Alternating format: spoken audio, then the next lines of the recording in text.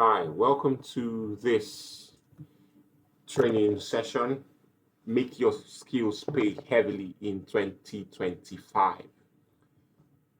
I'm of the opinion that if you know it so well, you should be paid so well. This training is designed to help creatives like you and every other business owner unlock your full earning potential. Too often, talented individuals like you and I struggle to translate our skills into sustainable income. The gap isn't just talent, it's strategy. So, in this training, we'll be bridging the gap by equipping us with the tools, techniques, and the mindset shifts that we need to thrive financially in today's competitive marketplace. So, whether you're a designer, writer, artist, whether you sell products, as long as you have something you're passionate about, stick with me through these modules and we would have an amazing time unlocking our full earning potential. If you don't know me yet, I'm Engee Titus. I'm a business consultant, web designer, and digital marketing professional. You can follow me up on all my social media platforms. Also, send me a mail at mail@ngeetitus.com or check out my website to see what I do in depthly at ngeetitus.com. Yes, so our training, because of the training today, we'll be looking at 6 modules. The first is understanding the creative marketplace. Second, positioning your skills for profit, pricing and negotiation strategies, building consistent income streams, and marketing yourself effectively. Then we get to look finally at an action plan for 2025. It's a new year and you really need to start making money from the get-go to enjoy the year. Like I said, if you know it so well, you should also be paid so well. So let's get into our discourse. Understanding the creative marketplace. Before you can make your skills pay, you would need to understand the market that you're working in. Business is constantly evolving and trends and technologies are reshaping the way we operate, right? So to succeed in 2025, you should understand these shifts, identify market opportunities, and position yourself strategically, right? So let's get into identifying the market opportunities. There are a lot of ways we could go about identifying or spotting these market opportunities. The very first of which is technology. Advancement in technology often creates new opportunities by improving efficiency. Efficiency, talking about the way things happen, the ease with which things happen. Then also technology helps reduce costs. It also enables the creation of innovative products and services. So, if you're staying updated on technological trends, this can help you tap into the emerging markets or enhance your current offering. Whatever you're doing currently, you can always do it better with technology. Sometimes new technology that's coming up helps you see where businesses need to be focused on. Currently, AI is taking over the market. So whatever you do, you can have an AI entry into it or use AI to enhance it. We'll be talking about more technological trends going forward. The second thing is price sensitivity. The price at which customers are willing to purchase a product or service can significantly affect market opportunities. An example of this is Hypo and Jig. Jig was dominating the market as the number one cleaning agent, the bleach in Nigeria. But all of a sudden, Hypo came out with very cheap products at 20 naira. Sometimes you could even get it for free. Just test it out. If you like it, then you buy. Hypo swept Jig off the market because of this. It was very affordable. So the price sensitive market just swerved to Hypo. That's one of the things that you need to understand. Price sensitivity can help you know where markets or an opportunity can help you spot an opportunity. So This is determined by factors like economic conditions, consumer demand, and the perceived value of your offerings, right? So hypo conquer the market by perceived value by giving people free products to use. When people use hypo for free, they saw the value and they could pay for that, right? So understanding how much customers are willing to pay allows businesses to price their products effectively. The next thing we're looking at is consumer behavior and preferences, because changes in consumer behavior, such as shifts in preferences, lifestyle, or buying habits, can create new market opportunities. For example, an increase in the demand for eco friendly products or personalized services could open new avenues for business growth. If people are tilting towards something, people are talking about something, look at what is trendy, the topics that people are talking about people's concerns, right? It will help you know where to focus on or where to start a business if you're looking at starting a business. Number four, regulatory environments. Legal and regulatory changes can create opportunities by opening up new markets or enabling new business models. For example, changes in laws regarding data privacy or sustainability could spur the demand for compliance focused services or products. An example of regulatory environment is I think a couple of years ago when Vice President Yemi Osibanjo made business registration available and open to everybody for a cut price. I don't know, I can't remember if it was 5,000 then or so, but within just 1 week, almost there were over hundreds of thousands of businesses in Nigeria that became registered. Why? Just because of one regulation that was triggered by the government. So stuff like this can really, really open up market opportunities. That was the period where people got into business registration. People started registering businesses for others and everything. So it's one of the things. Another thing is economic conditions. Factors like inflation, recession, or growth can really affect purchasing power and consumers, particularly purchasing power of consumers. And this can create opportunities for businesses to cater to new needs, right? So in times of economic downturn, for instance, there might be a demand for cost-effective solutions. People would need to want to pay less for more value. So if you can consider that, you can really, really get into business. So the need for competition would be there. So next, we'll look at social and cultural trends. Shifts in societal attitudes or cultural trends can signal market opportunities. For example, the growing demand for mental health services, wellness products, or inclusive marketing reflects a shift in social values and can present new business opportunities. So if you notice when people are talking about mental health, you just notice all of a sudden you start seeing causes around psychology. You start seeing psychologists come online, start doing trainings. You start seeing books on psychology and a lot of other things. Just whenever the social and cultural trends are tilting, you notice more businesses and more business opportunities would come out. Other things, market competition, market saturation and competition is another thing. If a market is super saturated, you'd notice that if you want to thrive or you want to get into that business, you may need an entry point, like something that people that are already in the business are not doing. You need to think about that business from another perspective. Then if a market does not have so much competition, you know that, okay, but it's lucrative. You say, okay, I can get into this business. So things like that. Supply chain dynamics, the changes in supply chain, including disruptions and everything, can also be a good entry point can be a good marketing opportunity if you consider that. An example is Bolt, Airbnb. All these, they just helped you shorten the supply chain. Like Bolt now does not need to. It helps you as a driver or as a passenger, bring you together.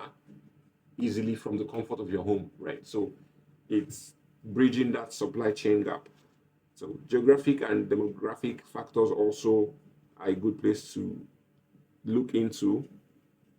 If an example is if you are having more people, like let's say if you notice birth rates, people are giving birth to children a lot, may need to focus on products that are within the age of, let's say, adolescent to childhood, right? Because you would have a huge population of young people, whereas as not as much as old people. But if you are in a geographic area where the demography is a lot of aged people, then you need to start selling products or services that would cater to that demography, right? You can start selling things like retirement plans, insurance, and all that. So there are different things to look at in considering market opportunities. You could also consider branding and marketing value and perceived value, rather, how to position yourself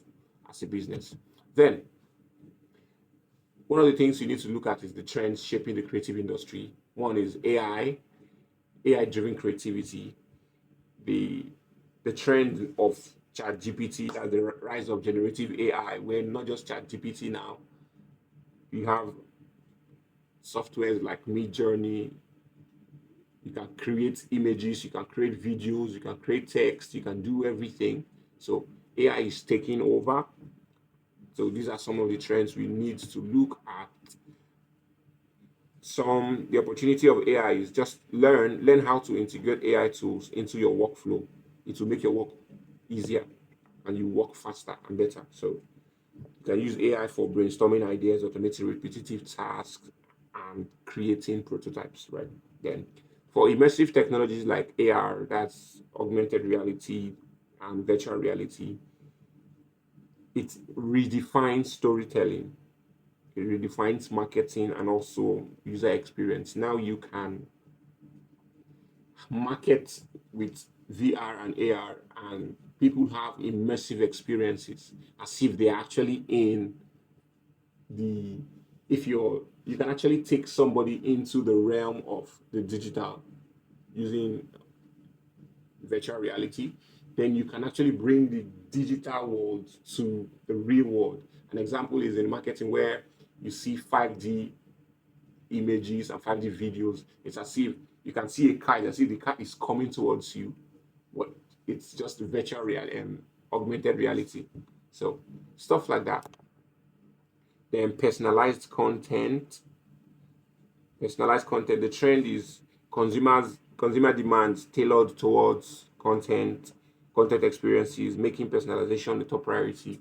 An example is like using Spotify or YouTube, where you play a song or a video, and the next recommendation or the next song being played is based on what you've already watched or listened to. So even the same thing on TikTok, on Instagram, these are personalized experiences where everything that is suggested to you is based on what you already are watching or looking into. So you could leverage tools like analytics to know what people are into so that you can actually serve them better.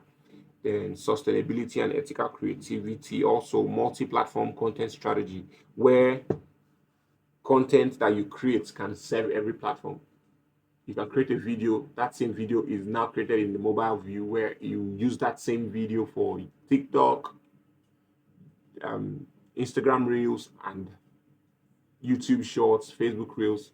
One video, but you can serve different platforms. So stuff like that, you need to consider all this. Then moving on, high demand skills and how to align your expertise. High demand skills, digital and data literacy. The demand here is high. Everybody is looking for somebody that has a digital skill or someone who's a bit data literate, right? So skills in digital tools and data analytics are essential for understanding market trends and audience behavior. If you want to market to people, you need to know how they behave and you need to understand data. right? Then how you align this is to use tools like Google Analytics. For if you want to get into data analytics proper, you can use Power BI or data visualization softwares. Just you have to practice this, practice. I will be showing us some other things, but not much into data analytics, although we'll look at how to use Facebook analytics and the rest to predict content that you should be putting out. Then we have automation and AI. It helps you to streamline workflows. You could use tools like Jasper. Canva now has AI, so you can use Canva AI to enhance your creativity. You could explore AI applications in your niche, whatever you do. Use it for predictive analysis, yeah. Then also automated video calling, a whole lot of things to do with AI, right? But I'm just pointing out these skills that are in high demand so that if you want to pivot towards any of these, you could do that. Communication and storytelling, you should be able to craft compelling narratives and that resonate with different audiences. So refine your storytelling skills. You can start writing with blogs or your social media pages, but start telling stories, do videos, take videos, explain yourself, express yourself. Let's just practice these things.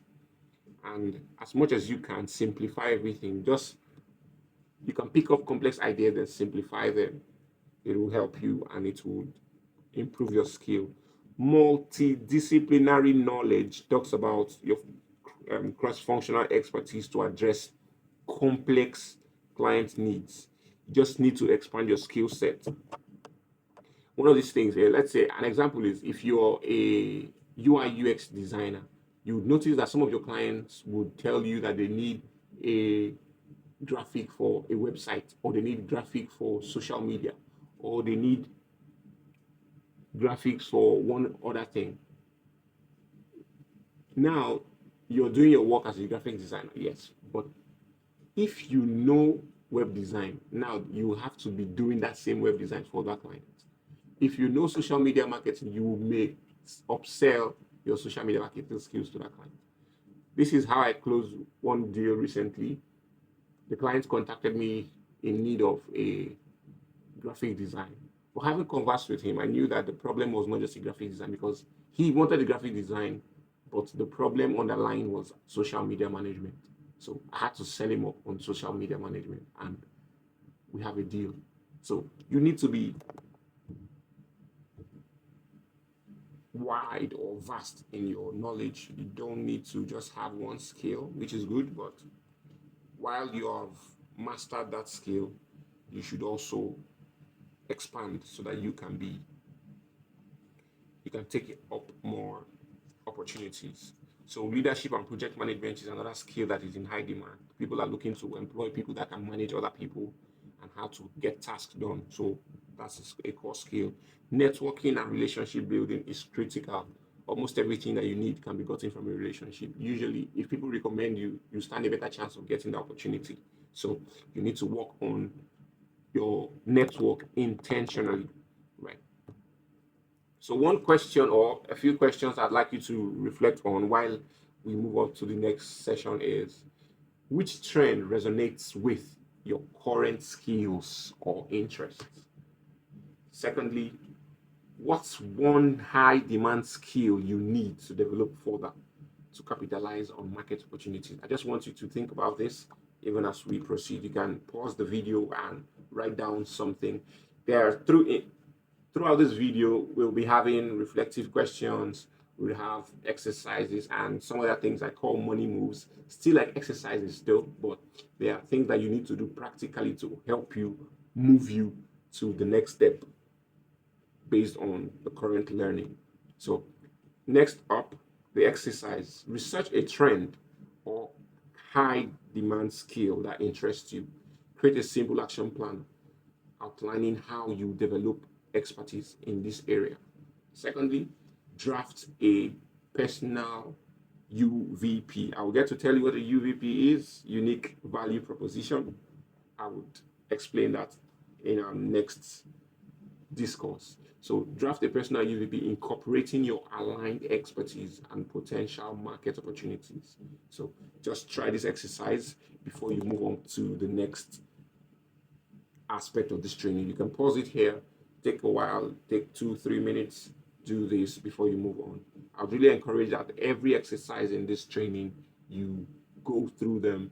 You would really enjoy them and have them improve your skills and your earning potential. So yes, so why talent is not enough? Why talent is not enough, right? So like we said in our very first slide, we talked about how that many skilled professionals struggle to thrive because they focus solely on perfecting their art while neglecting business, interpersonal, and strategic aspects that bring financial success. Your talent is good, but your talent is not enough. The first thing I'd like us to do here is to shift our mindset from just being a creative to becoming a creative entrepreneur, right? So, firstly, you may wonder why this is a problem, right? So, the thing here is that as a creative only, not thinking as a creative entrepreneur, this limits your growth potential. Talent alone doesn't guarantee results, right? So that's one of the problems. Another problem is that it leads to undervaluing yourself and accepting low paying gigs. If you're just thinking as a creative, you'll just be waiting for gigs. But if you're thinking about yourself as a creative entrepreneur, you notice that you go for the jobs, you place a premium on your price and on your skill, and you make so much money, right? So being the creative entrepreneur, you get to go out there and do a whole lot more. Thirdly, it's the problem. One of the third problem here that I outlined is that it fails to address the business side of creativity, such as marketing, right? Now, people can call you and say, okay, I have, let's say, a graphic designer. I have 3,000 naira to pay for this job. I need somebody to design this for me. I'll give you 3,000 naira. If you're thinking as a creative, like, okay, let me take this job. If you're thinking as a creative entrepreneur, you would not try that. You'd say, my base price is 5,000. My base price is 10,000. You have to place a price on your skill and on your talent. Marketing, you don't just wait for people to contact you. You intentionally go out, not using WhatsApp status. WhatsApp status is good, but that's basic. You get to put yourself out on other platforms, LinkedIn, intentionally network.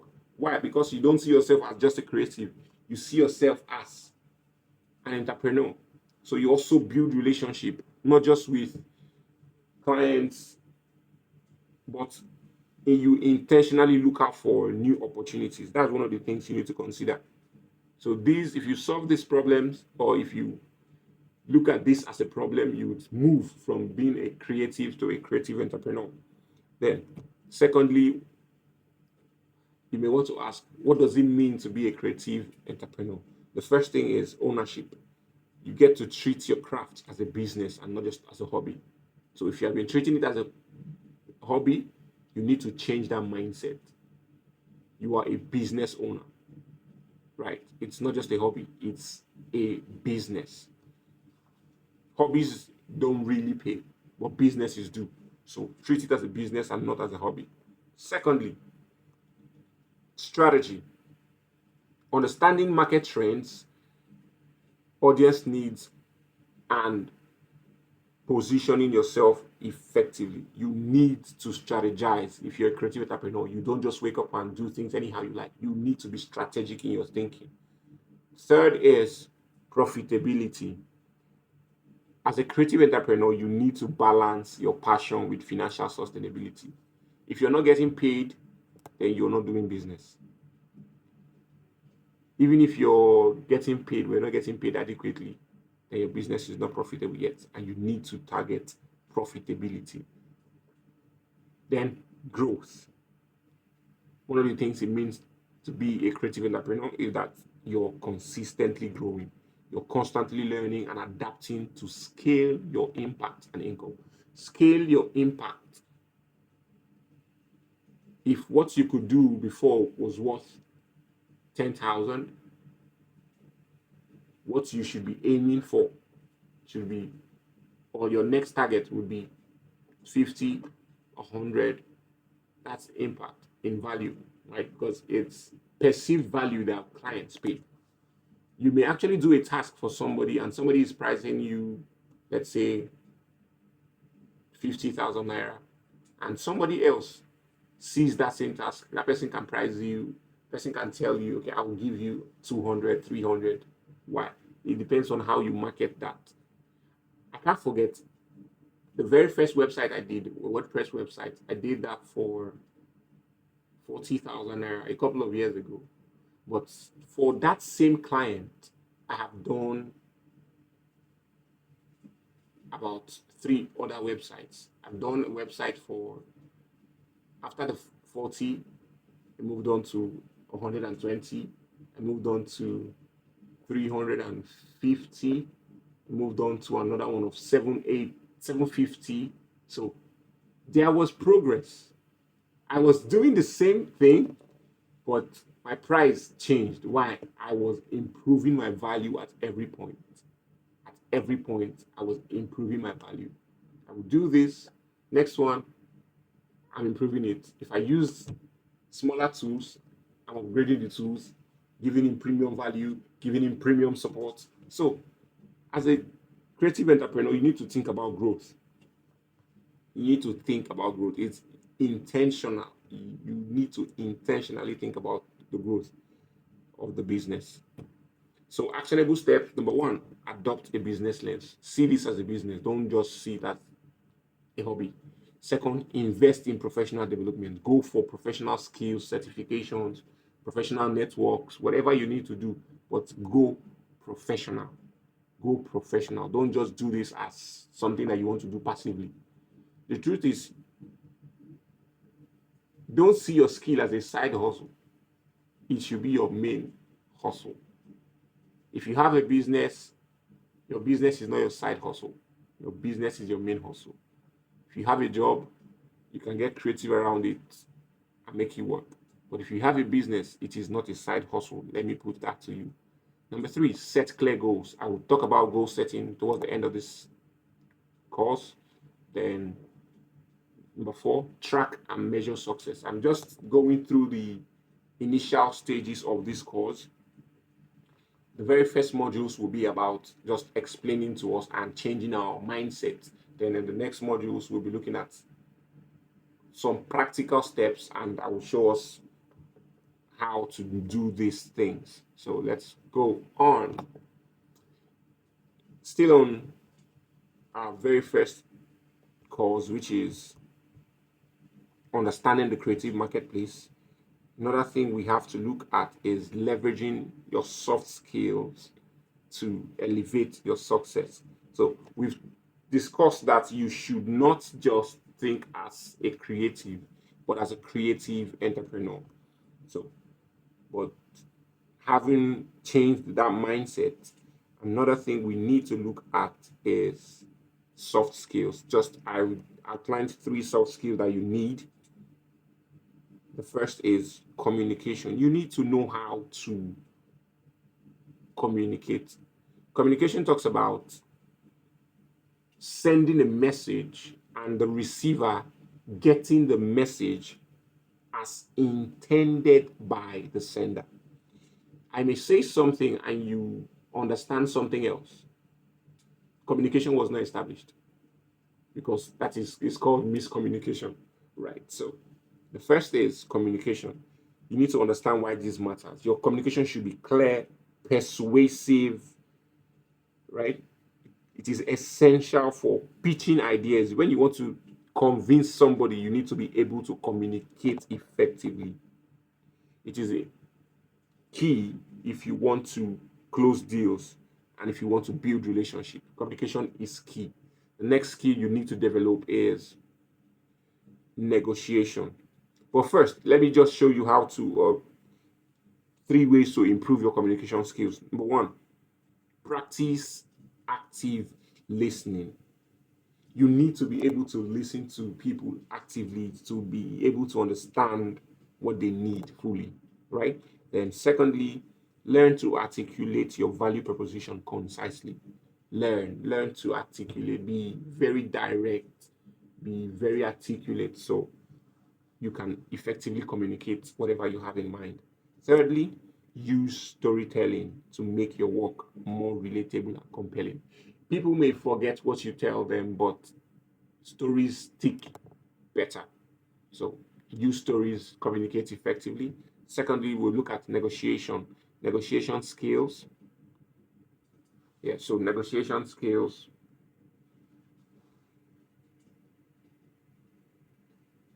Negotiation ensures that you are compensated fairly and sets the tone for professional relationships. When you negotiate, you have the opportunity to build a relationship. And as a business owner, you don't lose when you negotiate. Now, people think that negotiation is about I win and you lose. No, negotiation is supposed to be a win-win where we just have to agree on a win-win situation where I don't need to lose I don't need to lose rather for you to win. So negotiation should be a win-win. Look out for how to provide value to the client where the client is also paying you to, which is the value that you're receiving. So how to improve your communication skills? 1, research market rates and benchmark your pricing. Research market rates and benchmark your pricing. You need to know what other people that are doing this skill at the level that you're doing it, how much they charge. An example is like personally what I do when I'm getting into a new terrain, when I'm trying to build a client for the first time for a gig. I go to places like Upwork and Fiverr to look around how much people charge for this thing that I want to do. I just compare and contrast, then pick a mark. Let's say I go online and I see people charging $150, then I see 120, I see 200. Okay, I could just do an average and pick. Why I do this is when I'm getting into the place for the first time, right? But there are some services that I have charged before then, so I know what it entails. I know how much it takes to run that and all. So I've been able to create value and know how much I need to spend. But I would also show us how to price your services. Then also how another way to improve your negotiation skills is to know your worth and be prepared to walk away from undervalued opportunities. This is critical as a creative entrepreneur. Be prepared to walk away from undervalued opportunities. I can tell you for free that the people that will stress you the most are people who don't pay you well. The people that stress you the most are people who don't pay you well. I've worked with different clients. The ones that pay you peanuts are the ones that will stress. Every single day they are calling you to correct. Every single day they are telling you that you need to change this, you need to do that. It is very stressful. But if you look at people that pay you well, they know what they want. They just tell you right from the onset that this is what I want. Let's sign a contract. This is what you do. This is what you do. If you don't do this, this is my exit clause. You do it, you do this, you do that. So right from the onset, they tell you everything they want. They pay you handsomely, and they let you be till you deliver your task. So look out for those kind of people. Be prepared to tell a client that, okay, I can't do this for this price. If you can do this, if you can pay this, then we can talk. If you can't, sorry, I can recommend you to somebody else that will do that for that price. Feel free. Sometimes when you recommend clients to somebody that does it lesser, they would even appreciate you because they know that for you it's not about the money, it's about the value. So you need to learn that. Then Networking. You need to build networking skills because a strong network opens doors to opportunities and collaboration. So you need this. You need to network if you want more opportunities. How to improve your networking skills? Leverage online platforms like LinkedIn and network with industry professionals. Attend events, workshops, webinars, seminars so that you can meet like minded individuals. Then you could also offer value first. Share insights, referrals, or support to build trust and rapport. So when you get into a forum, don't just begin to ask for value. You should provide value. Be valuable to the team so that everybody there can see you as a valuable person. Then, two reflection questions while we move on from there. Ask yourself one area where you feel like your mindset or skills are limiting your growth. Then, which soft skill will you prioritize to improve, like improving first? And why would you improve that? So, which soft skill will you prioritize improving first? And why? Just ask yourself these two questions, write down your answers, take note of them, and work on them. So, a question or an exercise rather, to write down one business goal you focus on this year. It's 2025. Write down a business goal you would focus on this year and list 3 soft skills that would improve or that would help you or improve your chances. Right? Write down one business goal you focus on this year and list 3 soft skills you'll improve to achieve it. Right? So that's that. So takeaways from what we have studied so far. We're done with the first module. So takeaways from this first module. Number one, talent is vital, but it must be paired with entrepreneurial thinking and soft skills to succeed. Number two, communication, negotiation, and networking are powerful tools to amplify your talent. Ensure that you work on these 3 skills. Number three, shift your mindset and develop these skills because this will position you as a true creative, entrepreneur ready to thrive in 2025 and beyond. Don't just think that what we're doing is just for 2025.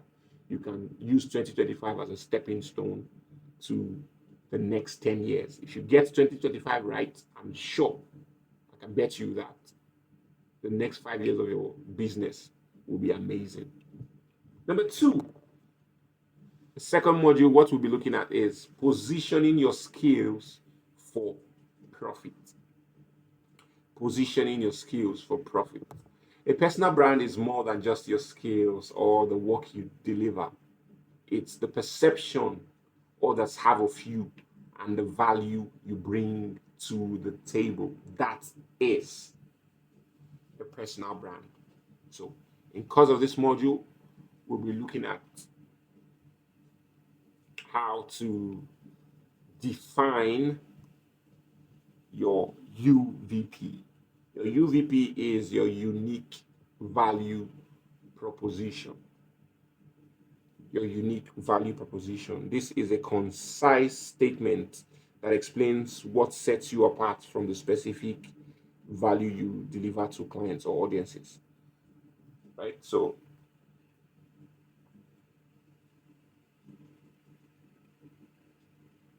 a concise statement that explains what sets you apart from other people who do the same thing that you do. And your UVP is also the specific value that you provide to your clients or to your audience. It answers 3 questions. It answers the question of who you serve.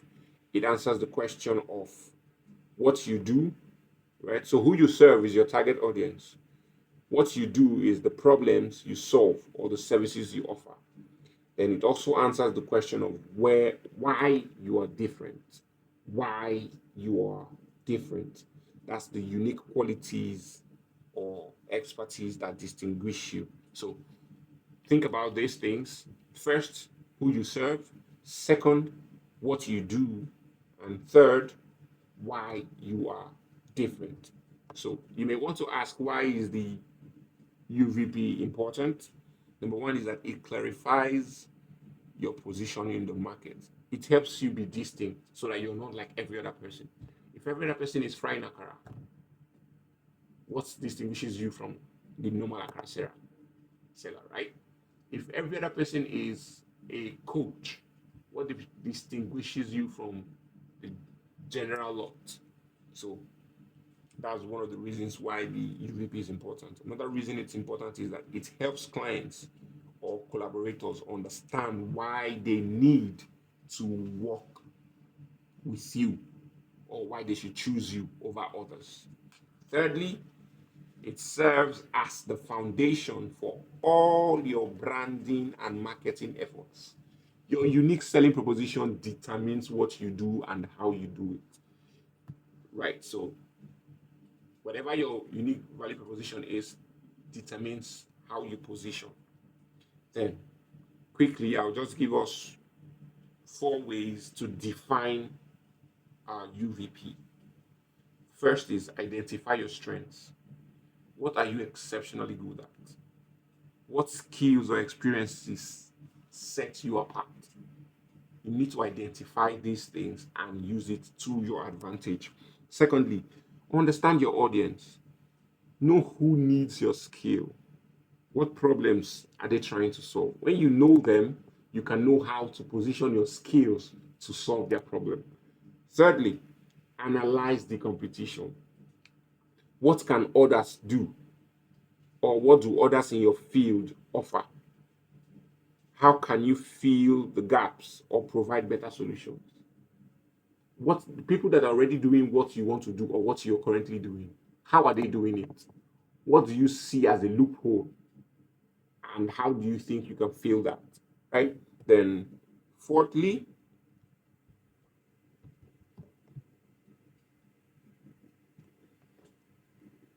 the fourth thing you have to understand is that you need to craft your statement. You can combine your strengths, your audience needs, your unique qualities. You can combine this into one clear, impactful statement. Now, let's look at a sample, an example of the UVP, like a format that you can use. The exercise is to write down your skills, your strength, your target audience, then use this insight to draft a UVP. Then use the format that is labeled here. Say, I help dash, that's your target audience, achieve dash, what's the specific result, through dash, your unique method or skill. An example, you could say, I help business owners achieve market visibility through mobile responsive and functionally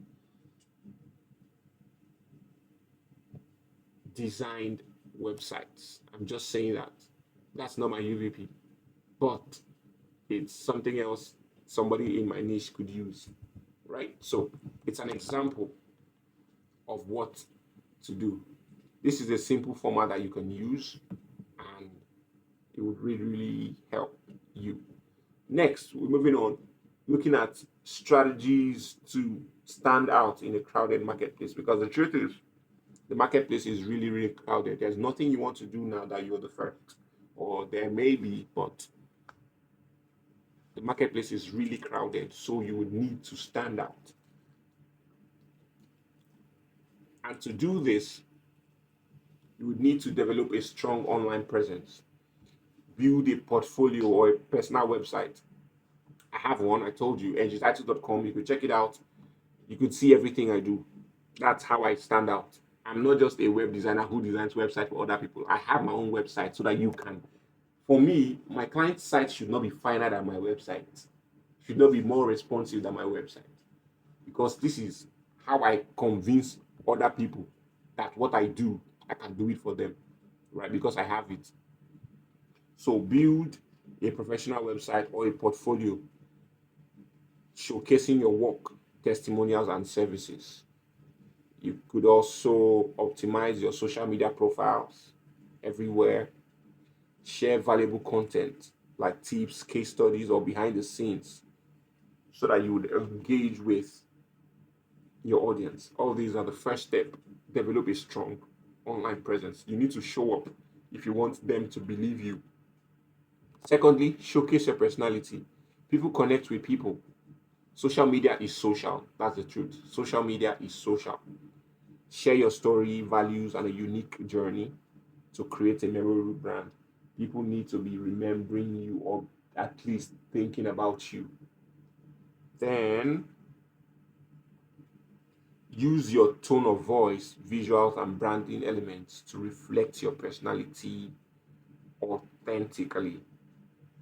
Use your tone of voice, use your content, how you sound, let it represent how you want people to perceive you. Three, focus on a niche. The more specific, the better. You can actually milk people from that niche. Serve a specific niche because this allows you to become an expert in that area. Once you're an expert, you stand out. People want to do business with experts. Nobody wants to trade with people that thread on shallow waters. So, an example is if you're a graphic designer, brand yourself as a graphic designer specializing in a particular niche, right?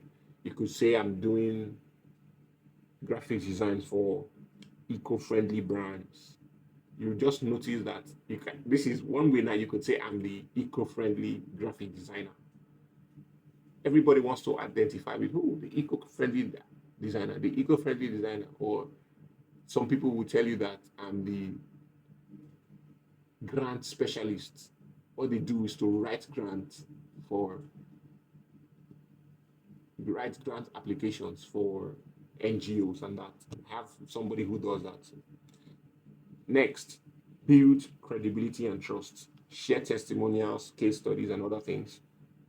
It helps people see you and perceive you highly. Regularly showcase your expertise through thought leadership, blogs, videos, webinars, whatever. An example is this training. This is like a webinar. It's a video course. You see it on YouTube, you see it everywhere on my website. This is to help you, or it's helping me rather, position as a thought leader. This is just an example. If you do stuff like this too, you're building your authority in a particular area and strengthening your credibility. Number five, network strategically. You would see a lot of networking throughout this because I can tell you, you would see a lot of networking. It's a core fact that you need to do. Six, be consistent. Be consistent. People want to identify with people that are consistent because once you're consistent, it shows trustworthiness. Being consistent is not easy. So if you can be consistent, you develop some level of trust. Consistency across all platforms. The messages should be the same or closely related. It enforces your brand image because people are seeing you consistently, right? Then the exercise, analyze a well-known personal brand in your industry. Then identify three strategies they use to stand out. Then ask yourself, how can you adapt these strategies to your brand? How can you adapt these strategies to your brand?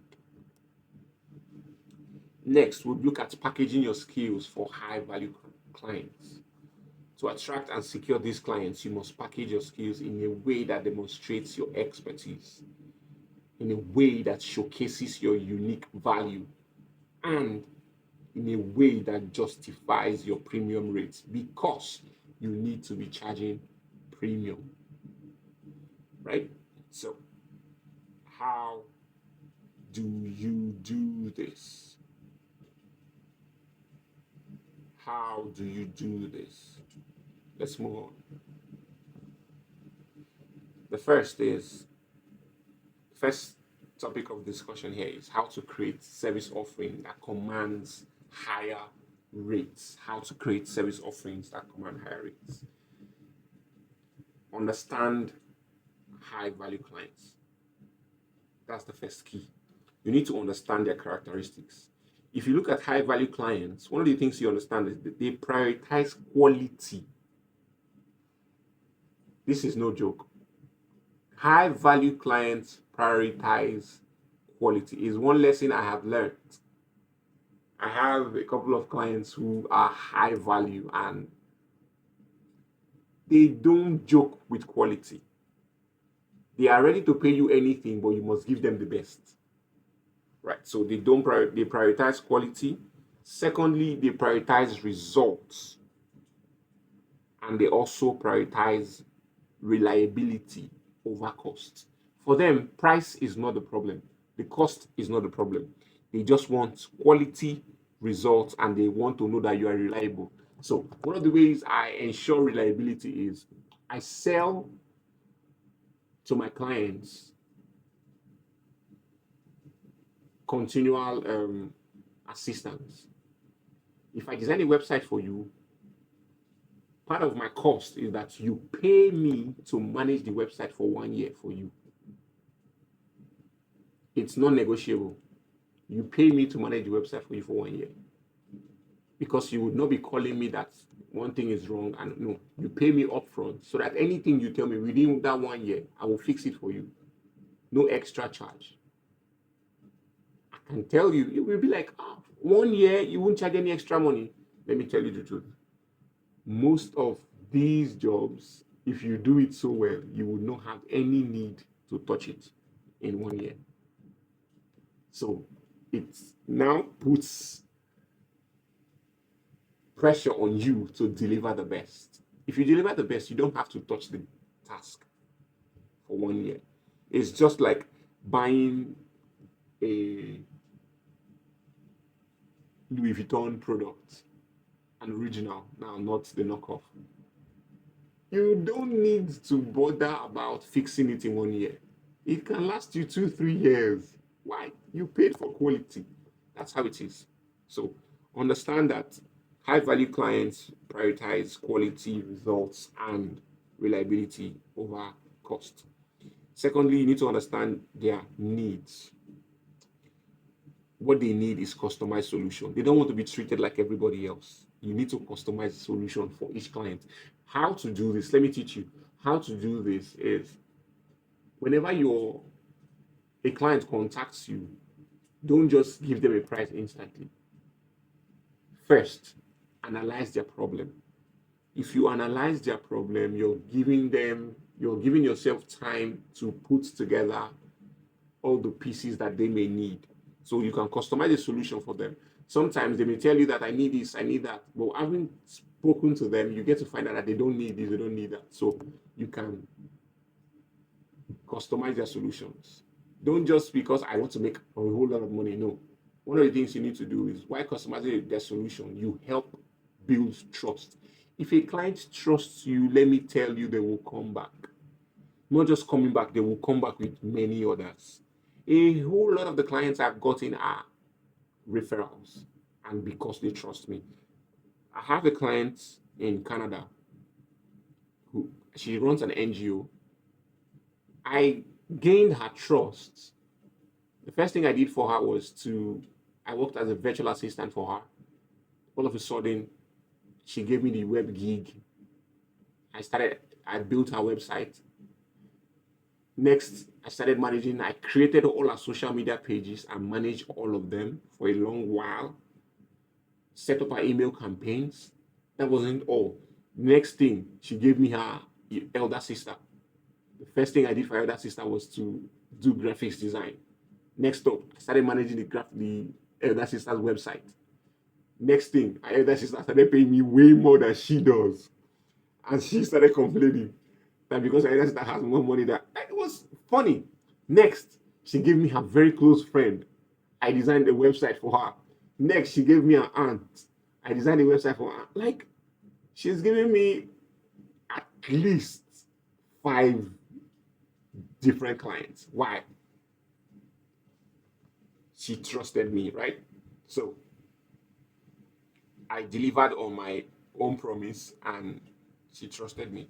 So one of the things that you need to understand about high value clients, their needs, they need customized solutions, they need measurable outcomes. They need, oh, talking about the measurable outcome just reminded me of the client I said I designed 20 websites for from 40,000 and up and up. One of the things that he does is you send him a proposal including milestones on every, like, so at the end of this milestone he'll tell you, okay, you've done this, check, he'll pay you for that milestone. That's how he does it. It's very structured. So they need measurable outcomes, right?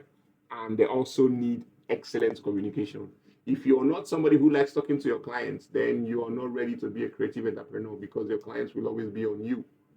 You need to not wait for them. Sometimes you need to be in their DMs, you need to send them emails, do all that. You need to be communicating with them, ensuring that everything is going on fine. Second, you design your high value service offerings. How to do this, that's what we'll look at in our next slide. High value service offerings, how to define or design them. Step one, focus on solutions, not just skills. Focus on solutions. Shift your focus. Shift from listing your skills to highlighting the results your services deliver. Stop telling people, or if you're on your website, don't just write web designer. Write what web design does for your clients, right? So focus on highlighting the results and not just the skills that you offer. So an example is, instead of writing graphics design, you could say I offer brand identity packages that boost recognition. This is amazing, right? So those are some of the ways you need to tailor your skills. Focus on the solutions and not just the skills. Second, step two, offer tiered packages. Create packages like standard, basic, and premium to cater to different client needs while showcasing premium value. Now, when you do this, there's something I'm currently working on. Let me see if I can share my screen. I'm doing something on Canva. Let me just show you. It's for web design packages that I'm currently working on for WordPress. Okay, I have it ready. Let me pull that up. Just okay. Yes, so this is it. Currently working on this. Let me see. Yeah, okay. If it will show up bigger. It's not showing bigger, but if you can see that this is just an example of a tiered structure, right? It's an example of a tiered structure. You can see the packages: starter business, $500, pro business, just that. So you could use stuff like this to showcase your business or your services, your skills. Just do stuff like this. What this does is it helps you to position for different kinds of clients. So that clients can look at this and say, okay, I don't have this money, let me go for this offer. But they could also look at this and say, oh, I prefer this one, I need this service, add this service to my offer. And they go for a higher package. So you need to work on tiered packages, right? So the example that we talked about using the brand identity, A basic package could be just logo designs. Then a standard package could be logo designs, including business card and social media branding. Then premium package could be full brand identity packaging and a style guide with a consulting session, a consulting offer. So different things like that. You need to offer tiered packages. Yeah. Then step 3, add value through extras. Include bonuses like follow-up support, training, or analytic reports to make your offer more attractive. So include other offers, other extras. Number 4, set premium pricing. We've talked about it in the tiered packages, but set premium pricing. Research market rates for high-end services in your field. Communicate this value by focusing on results and benefits. So if you want to charge premium, you need to deliver premium value. That's one thing. So if you deliver premium value, you can actually charge premium. Our exercise is to write down one of your services and reframe it into a solution focused high value offering. Write down one of your services and reframe it into a solution focused offering. We've used an example as the graphic designer changing it to a brand identity who helps other businesses, right? So do something like this for your business. You could be somebody who sells products. What do you offer? What's the value? You could offer ease, right? You could offer a couple of other things, but think about it. I want you to think about it, put your brain to work and make this work. Next, we'll look at using portfolios, testimonials, and case studies effectively. The first thing is to build a winning portfolio. In building a winning portfolio, you need to showcase your talent, understand your key elements, showcase your best work only, rather. Showcase your best work and your most relevant work. You could have different portfolio for different kinds of clients, just the way you have different CVs for different clients. If I want to pitch to a web design gig and they need me to send a CV, I tailor my CV to focus on my web design strengths. If I'm focusing on a managerial responsibility, I adopt my CV to focus on my managerial experiences, right, as a business consultant and all that. So that's how it is. The same applies for your portfolio. Showcase your best and most relevant work. Include before and after in your portfolio, like before and after comparisons or visuals, so that you can highlight your impact. The third, use a clean professional design that reflects your branding. Use a clean professional design that reflects your branding. Also, under building a portfolio, winning portfolio, tailor your portfolios for high value clients. Don't just do your portfolio shabbily.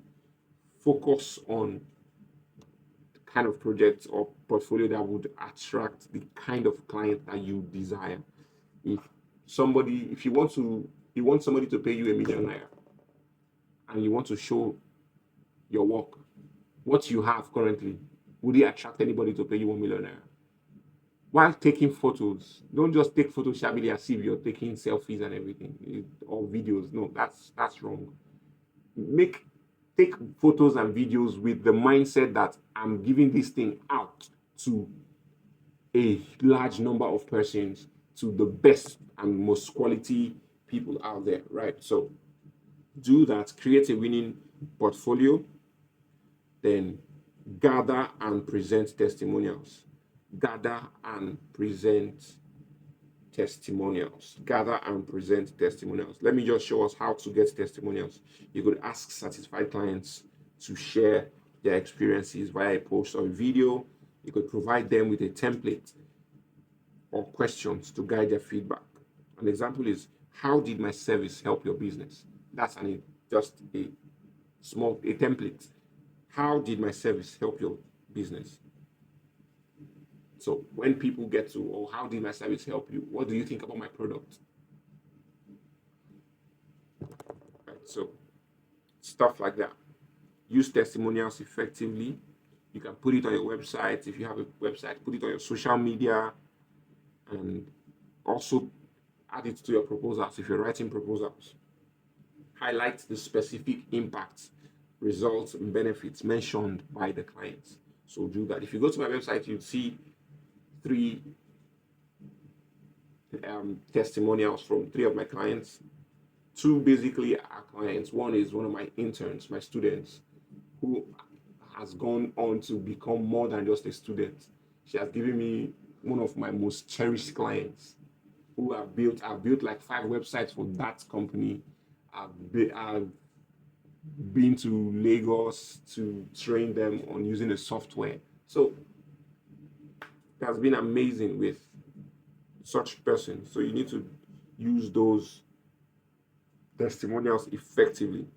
Then third, craft persuasive case study. The structure of a case study is simple. Write the challenge, describe the client's problem. Second, describe your solution or detail your approach towards solving the client's problem. Then share your results. So 3 things in crafting a persuasive case study, or the structure of a case study rather. The first is describe the challenge, detail your solution, then share the outcomes of the result. The challenge, the solution, and the outcomes. The challenge, the solution, and the outcome. That's the structure of a case study. If you do this, you stand a better chance of getting results from your case study. So use visuals like charts and all that to get or to present your case study using charts, which is interactive. Charts, images, infographics, you can use that to support your story. Then reflection questions. 2 questions you just reflect on. What current service of yours could be restructured into a premium offering? What do you currently do that you can restructure into a premium offering? Secondly, which of your past projects would you or would make an impactful case study or portfolio piece? So think about these 2 things, write them down, take notes, ruminate on them, and let them influence your next course of action. Module 3, pricing and negotiation strategies. Pricing and negotiation strategies. Pricing and negotiation strategies. So let's go.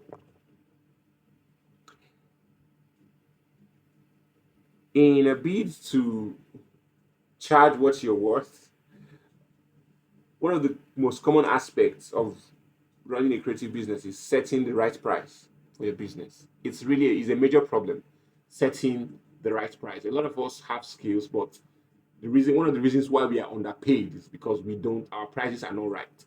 So many creatives will undervalue our work due to the fear of losing clients. But if you remember earlier, I said don't be afraid to tell somebody who is underpricing you that you are not taking their job.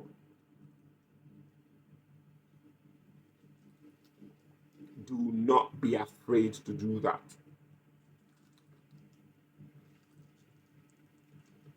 So many creatives really undervalue their work because of fear of losing clients or a lack of pricing knowledge. This is what we want to address so you can confidently charge what you're worth. Right. So the common pricing mistakes creatives make and how to avoid them. Common prices creatives make and how to avoid them. There are 5 here. I would list going through each of them. I will explain why it happens. I will explain the problem, and I'll give you solutions. So let's go. On the pricing services, why this happens is the fear of losing clients and the lack of confidence in value or skills. If you lack confidence in what you know, you will always underprice yourself. And if you are scared of losing clients, this is the I started like this, but at some point now, I remember the gig I said I went to Lagos. I remember telling the client that I was going to do it at I think 800,000 for the job. I'm just sharing this for 800,000, and they said I should do it for 400. I told them that I was not interested, that I was not going to do it, that I was not going to do it for 400. They pleaded and pleaded and pleaded. I said, I'm not, point blank, that it won't cut it. I will not risk, I will not take that 400. Will 400 suffice? Yes. But the stress and everything, no, no, no. It had to be more than that. We bargained and we moved it up with over a couple of hundreds, right? Which was closer to what I initially requested for. They had to throw in an offer. Okay, they're going to pay your flight tickets to and from Lagos so that you handle this. The flight ticket to and fro was over 300,000. Feeding, hotel, accommodation for 1 week. So they actually met up the requirements, right, in kind. But it was an amazing experience. You have to be confident in the value that you are offering. If you are scared that you don't know what you're doing, you will always undercharge. You will always underprice. But when you are sure that you can deliver this, you have practiced it. One of the things you need to do in building confidence in your skill, it's something I learned in 2019. I practice every skill on me first before I bill anybody. I first of all built my website before I charged anybody for a website. I first of all handled my social media pages before I asked anybody. I first of all optimized my YouTube channel before I told anybody to pay me to optimize their YouTube channel or manage their YouTube channel. I first of all practiced all these things on myself before I said I wanted to bill anybody for it, right? So if you are scared of losing clients, if you lack confidence in your skills, you will always underprice yourself. So the problem with this is that it will lead to burnout, I can assure you, because you will be overworking for little profit. You will burn out. But if you charge people a premium, you don't stress too much because you can even pay somebody else to join you and do the job. That is the truth. That's one of the things you need to understand as a creative entrepreneur. You need to charge people to the point that somebody, like, you don't have to kill yourself to deliver the task. Please don't die because you want to do a task. Don't die. No. Right? Another problem with underpricing your services is you attract clients who don't value quality. If you underprice your services, you notice you don't even grow as an entrepreneur because they don't challenge you. Anything goes, and that's a bad thing. So, how do you work on this? The solution to underpricing your services is to research the industry standards for pricing, right? Know the standard pricing for the service or your offering. Secondly, focus on value rather than competing solely on cost. Focus on value. Focus on value. The more value you can give, the more you can price your services. Secondly, charging hourly without considering value. This is a huge problem. Like some of us, when you are trying to apply for a gig online, LinkedIn or Twitter X jobs. Some of us, they ask you what's your hourly rate. You will just write $5 per hour, $10 per hour. You did not even calculate that, but you are charging per hour. How so? When you start working, you may see that you're even underpriced, right? So I will show you how to calculate your hourly rates. We'll just do a little mathematics, right? But why this happens first is it's easier to calculate based on time spent. The problem is that it punishes efficiency. If you work faster, you earn less. If you work faster, let's say you are paid $5 per hour, and the job that you are doing, you know that you can do this job in 10 minutes, and you have like 5 different tasks. So if you do all 5 in 1 hour, then you are paid for 1 hour. Is that fair? So you understand, you should not do that. Then the solution is you switch to value-based pricing. Instead of charging per hour, switch to value-based pricing. Charge based on the outcome and the impact of your work, not just on hours worked. Some people will just be dilly-dallying, they'll just not be getting job done, so that their hours will be accumulating, and that's rubbish. Pay me, I would rather you pay me for the value that I provide than pay me for a number of hours. Let's say I'm doing 8 hours. I can actually come to work for 8 hours and I don't get any job done in that 8 hours or in those 8 hours. It will just be rubbish. So focus on value. Focus on value, not just on time spent. Right. Then, so this is a small, like a formula to calculate your hourly rate if you want to know.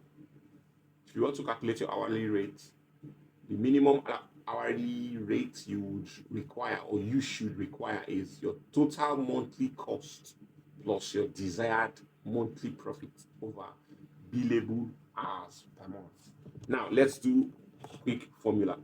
Let's say I'm supposed to work 8 hours per day. I'm supposed to work 5 days a week. 8 hours per day times 5 days a week is 40, right? And we have 4 weeks a month. So that's about 160. That's 160 billable hours per month. Then your total monthly cost, let's say you work remotely, so you buy stuff like data, you buy stuff like fuel, petrol for your generator and all that. You should consider these things. Any other thing that you spend on, you should also add it there as your monthly costs. So let's say you spend a total of 60,000 per month. If you use a router, you could spend like 30,000 on data. If you buy fuel, your power supply is horrible, you could spend another 30,000. Let's say 60,000. Then miscellaneous, anything, just 10,000. Let's say 70,000 in total, right? Then you have to spend, or you desire a particular amount. Let's say I desire 500,000 naira, right? I desire 500,000. So let me do that. We would have 70,000 plus 500,000. That's 570 divided by our billable hours, which we calculated as 160. That would give us 3,562 naira per hour, right? That's 365 per hour. If you divide this by, let's say, $1, which is 1.5, or let's just approximately 1,600, this is about $2.2. So you can even see that it's not even worth much, right? That means you're earning $2 per hour over that period. But this is the simple formula to calculate that. So just wanted to point that out. Then let's go back to our common pricing mistakes. The third pricing mistake a lot of creative entrepreneurs make is they fail to account for all costs.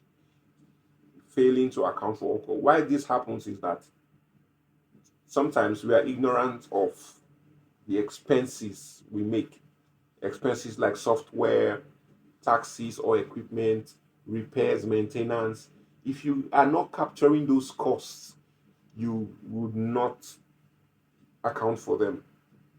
The problem with this is that it leads to lower profits and financial instability. If you are not this, I used to have this problem before I learned how to effectively price my services. I used to have this problem. I would design a website for a client, and I just noticed that I was not happy with the work.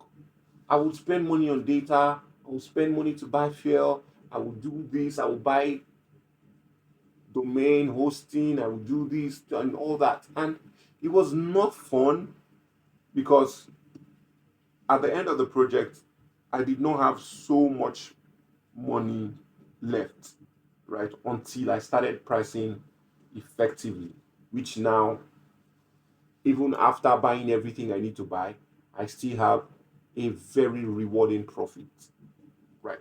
So, the solution to this is calculate the total cost included. Calculate everything, your overhead. When you do this, you ensure that your rates cover them. Calculate everything. If you need to hire somebody to work with you on that job, include the cost that you will pay that person. Include everything. When you have calculated every cost, then you add the profits that you want on it. This is how to effectively price your work. Then, moving on, offering discounts too readily. This is a major pricing problem. Why this happens is the desire to close deals quickly or the fear of rejection. Sometimes when some clients are trying to negotiate and they come up with objections, you just notice you give them discounts. You say, okay, I can take this off, I can take this off. Recently, I did something for a client, and after agreeing with him, I went back. Even though I made a huge profit, I was angry with myself because I gave him too much discount. Though I made a whole lot of profit already, but with the value I've already sold to him, I could actually make more. Well, let's not be too greedy. Right. So the problem with this is it devalues your work and sets a precedent for future discounts. If you give out the discounts too easily, whenever that client is coming back, they'll be looking out for discounts. Yes. One of the reasons I told you that I did not accept the gig for the price that they offered, the company that I discussed earlier, is the price at which they were requesting that I do the job for was way, way lower than the price I gave them.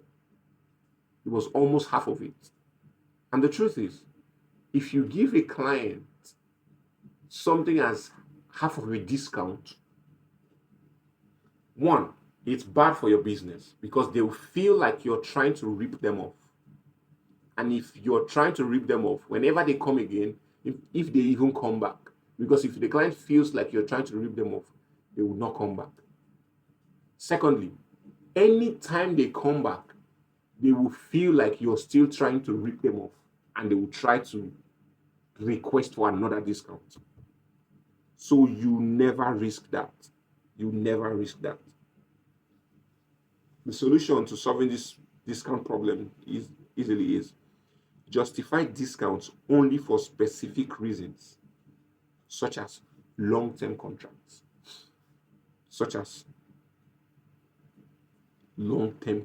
If it's somebody that's been doing business with you for a long time, then you can justify that discount. Then always communicate the full value of your services. My mentor told me something. He said, instead of reducing the price, increase your value. Instead of reducing the price, if you are charging somebody 100,000 naira for something and they say, do it for 80,000, instead of you to do it for 80,000. Throw in an extra service for free instead of reducing that 100,000. Usually, when they see that they have an extra something, they would pay, right? So instead of reducing the price, increase the value. The last thing we are going to look at on the common mistakes or common pricing mistakes is the lack of consistency in pricing. Why this happens is setting prices arbitrarily based on negotiation. Somebody can negotiate with you and you give the person a price. Another person negotiates with you, you give the person another price. But if you notice that your prices are changing, your prices are not fixed or within a particular range, then that's a problem. The problem is that it erodes trust and it makes your business hard to scale. If your prices are not stable, now this does not mean that you cannot charge different clients differently, but at least it should be within the same range. Like I have a price that I can never go below when it comes to designing stuff or designing a website. When it comes to training a business, I know how much I charge. I charge per head per hour, right? I could say one person is 20,000 per hour or 10,000 per hour, depending on the nature of the training. 10,000 per hour, 20,000 per hour, and you need a minimum of 10 persons. So stuff like that.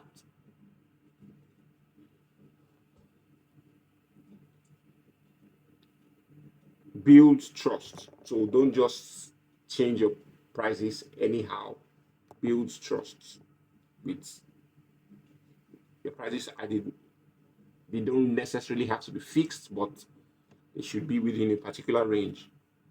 The solution to this is develop a pricing structure that's clear and consistently apply it. So that's one of the things you can do. While wrapping up with this, step-by-step guide to setting competitive but profitable rates. First, we've talked about it, know your costs. Second, research market rates. Third, value-based pricing. Don't just price based on time spent on the job. Charge based on value. Create tiered price structure. Set payment terms clearly. Set payment terms clearly. You need to do this. No, like some people say, pay me 50 before ask mobilization, then like 50%, then 50% after. My payment structure is 70-30. You pay me 70 before I lift a finger on your job, 70%, then 30% after I'm done. Some clients, even after the 70%, the 30% is a problem. Sometimes they'll tell you that, oh, my business plans have changed. I'm no longer doing this again. So sometimes they don't get to use.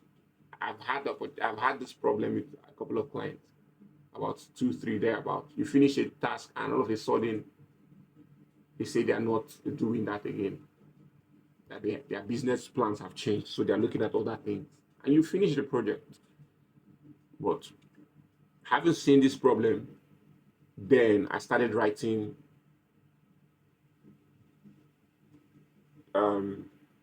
documents that we started signing agreements.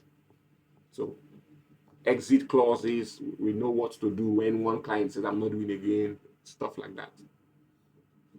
You will pay me whether you like it or not, as long as you sign that document, right? Because I take it to court. As funny as that, right? Then test and adjust. Regularly review what you're putting out and try to adjust it to see if that works for you. If that works for you, yes. So these are some of the things you need to look into. A quick reflection. Are your current rates aligned with your expertise and the value you provide? What steps can you take to improve your pricing strategy today? Reflect on this, write down your observations, and work on them. Exercise. The exercise for this lesson: research and list the average rates in your industry for your service level. Draft a tiered pricing structure. Draft a tiered pricing structure for one of your services. Write a script for confidently communicating your rates to your clients. Write a script and write it down. This is how I want to say it. You could even record it, a video or audio. Do that. Then, moving on. This next topic, mastering negotiation, is still on our third module that we are looking at. But now we are looking at mastering negotiation. Mastering negotiation. Negotiation is a key skill required by every business owner who wants to make so much money. Yeah. You want to make so much money, you need to master the art of negotiation. Negotiation is an art, so you need to master it. Right. So, knowing how to confidently handle client objections and strategically upsell can help you secure better deals. Can also help you build lasting relationships. Can help you increase your revenue without compromising on your value and on professionalism.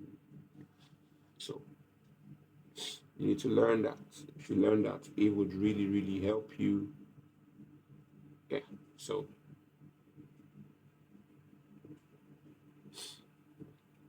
we just look at some techniques to confidently handle client objections, because the truth is, not every time that you say something and the clients will just agree. Most times, clients will want to drive a bargain, but how you respond will determine if they agree or not. So we'll just look at some techniques to handle confidentiality, or to confidently, sorry, techniques to confidently handle clients' objections. The very first is to understand the root of objections. Understand the root of objections. You need to understand that there are types of objections. One of the types of objections is price. They will tell you that, clients will tell you that, it's too expensive, right? That's a price objection. Another objection you may hear is,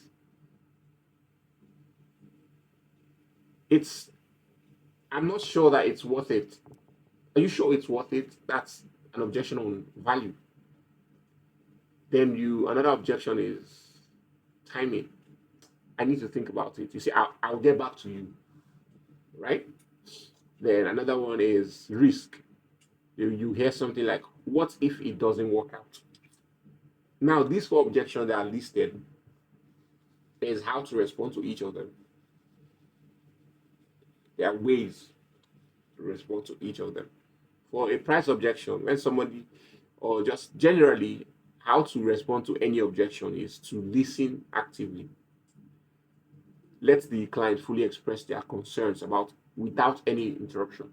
Because if you let people talk, you will discover that they will tell you their problem, and they will also give you a clue to what they expect. So listen actively, let them talk to you. Secondly, ask clarifying questions. Understand the real reason behind your objection. Don't just be defensive. Don't just try to shove your solution into their faces. If they ask you for something, or if they are objecting, just ask clarifying questions. Try to know why and why, right? It would really, really help. Also, empathize. Show that you respect their concerns. Yeah. So then let's look at how to directly answer each of these objections. Each of these objections can be handled. Firstly, if you want to undo the price objection, if they ask you things like, or they tell you that it's too expensive, what you can do is to emphasize the value of your service. Tell them what your service is doing to their business, or what it's doing to them, or what they stand to gain. Break down your pricing and show them how it covers other or covers specific benefits. This is something I do a lot. Whenever a client says that's my price, I remember one client recently. She paid a couple of days ago. She needed to renew her website, and she said this is expensive because I give her the cost. The services I needed to pay for are in dollars, but I charged her in naira, so everything was just high and everything. It was just about $95. And she said, "This thing is expensive. Are you like, what's happening? This is expensive." I had to break down everything, show that the cost of the domain, show that the cost of the hosting, show that the cost of a premium DNS, show that the cost of uh, site security SSL. My cost was not even there because I'm not managing the site for this year. Just she's doing it for a project. So after the project, which is this January, everything will be out. So I just labeled the cost, broke down everything, and she saw it and she was like, wow. That was how the objection ended. And she paid before the end of the day. That was how it was. That was how it went. So you would handle the problem of price by giving the value, then give a breakdown so that they understand what they are paying for. They understand what they are paying for. However you do this, just structure your business, structure your payment, let them know. So that sometimes they can also say, okay, I don't want this one. But however it is, they still do business with you. Then offer a tailored solution or payment plan if feasible. Offer a tailored solution. Don't just be generic. Offer a tailored solution. Then the next objection is value. When the client asks you a question, the next objection is the value. We've talked about pricing. So now how to handle the value question, which is like, I'm not sure it's worth it. Are you sure it's worth it? Stuff like that. How to handle that. All you need to do is just highlight results or success stories from past clients. Let them see what you have done. Let them see what other clients say about you. You can use testimonials or case studies to build trust. So do that for value. Show them that you're actually worth what you say. Then timing. The timing question, when they say, oh, let me think about it, or they try to say, I need to think about it. How to solve this problem is create urgency by showing them the benefits of starting now. One of the things I do to my clients is I let you know that if we agree to get a job done, because most of the things I pay for are in dollars, I tell you that if you pay for this this is your price. But if we come next week, you're still paying for the same amount in dollars, but you know how the naira is. So you may actually be paying more next week.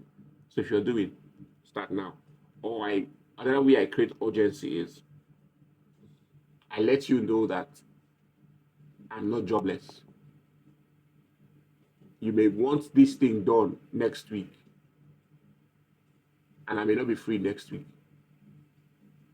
Right? So you need to do it now so that I can factor it into my schedule. If I start now, I can finish it next week. But if I start next week, that means I'll finish it the upper week. So once they understand all that, I create that urgency for them to start now. And I also offer flexible start dates. right? So you could just offer that too. Then the objection of risks, when the client says, what if it doesn't work out? How to do this is you offer a guarantee, risk-free trial if applicable, right? One of the way me, how I go about this, mine is not just a guarantee. I tell you that you are paying for a free, no, like it's not free. You have paid for it, though. Like management. Anything I do for you, if there's any problem with you or with it, I handle it without extra cost. I remember one time I did a client website and he had an issue with the hosting. The email was full. The email was full because of the current hosting plan that he was on. And he contacted me and told me that, oh, he needs to be sending emails, but they are telling him that email is almost full because of the current hosting. I did not ask him for any extra funds. I did that. I made the upgrade. I made the upgrade because initially when he paid, told him that I'm managing all this for every year for this year and you should not have any problem. I did that. Do you know that? That built our trust. The next year, now he was renewing. He was renewing for the new hosting. So he was paying higher than he was paying before. Why? Because it had been upgraded. Right. So a couple of ways to go around this. Ensure if you can provide risk-free services to your clients, you notice that they will always come back. They will trust you. They will trust you, and they will always come back. Yes, so they will come back.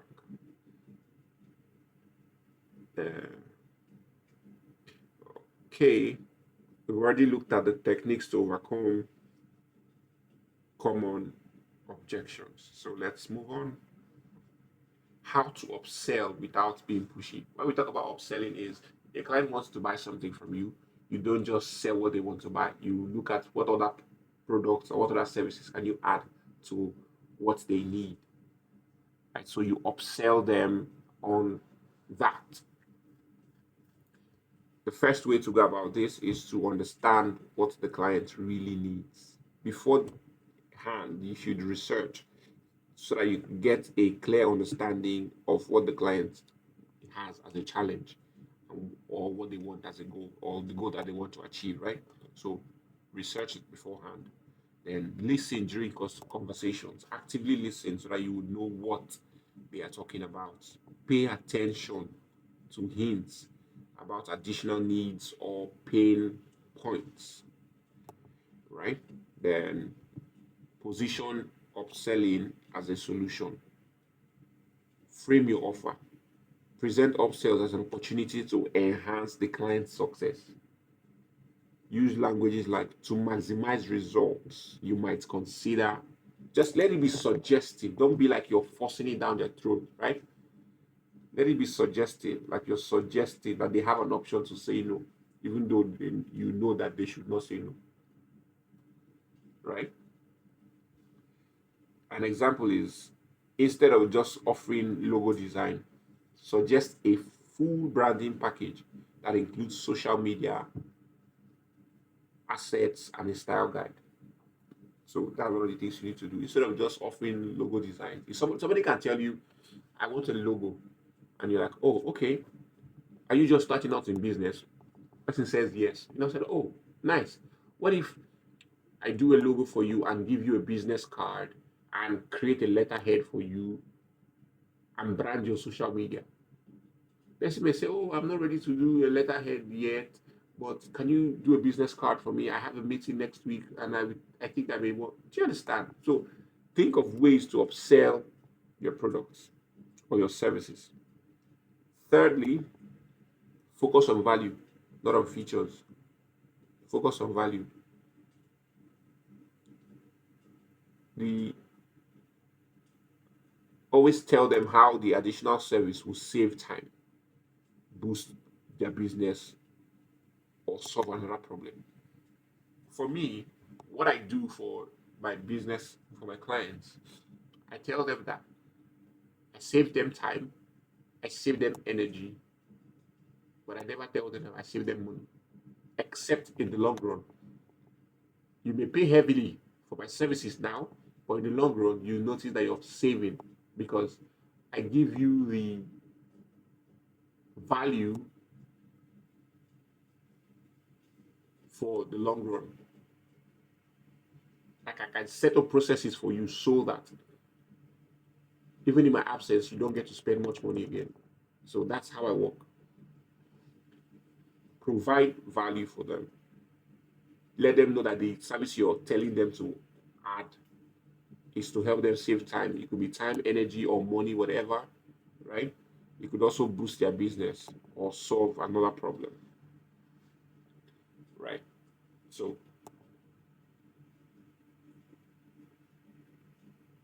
an example now would be like, let's say for web design clients, you could add analytics integration or detailed insights into your audience behavior. So, usually, okay, one of my clients, what I did was they just needed a website, but I sold them on SEO, integrated some SEO plugins for them and helped them to optimize their pages so that they could drive traffic organically, even without doing so much. So that's one of the active ways. Then number 4, timing. During the initial proposal phase, that's when you need to do this so that the clients would see the full scope of possibilities. Try to upsell during the initial phases. Don't just wait when you have finished the job, you now try to upsell. Although you could do that, but there are 2 times you need to do this. First is during the initial phase when you're trying to close the deal. You could also be selling them up on other ways. That's how I told you the one of graphics design that I sold on the social media management. That's how it is at the initial phase.